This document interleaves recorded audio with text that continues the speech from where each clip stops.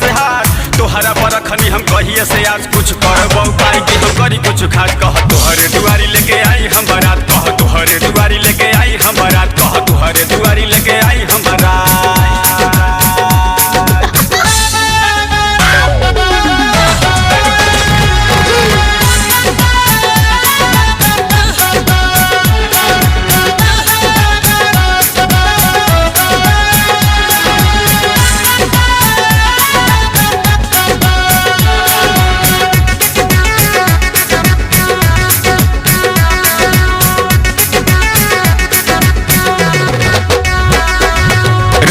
नौ दस में तबे से बहाला पीछे हम पड़ रहे सगर मुहाला पीछे हम पड़ रहे सगर मुहाला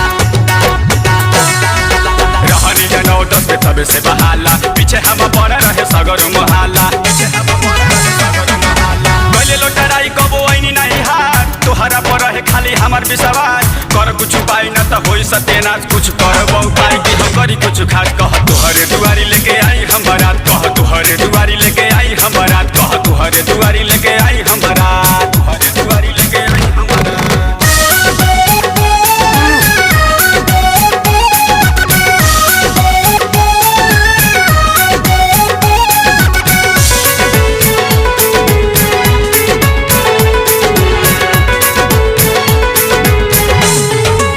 कॉलेज में संगे संगे खूब भइल मस्ती हमनी के नाम से जनाए लागल बस्ती हमनी के नाम से जनाए लागल बस्ती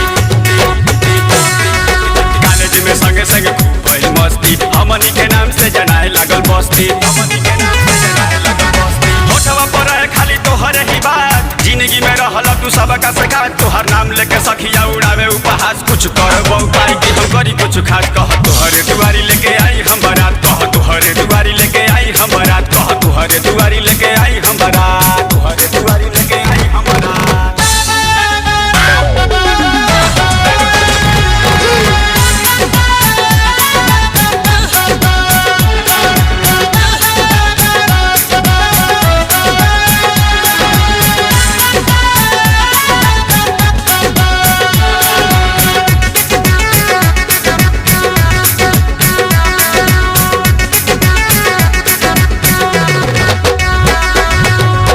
बिहारी बात सुन लो तू साफ बात माने ना तो देह कोइले खाखो बात माने ना तो देह कोइले खाखो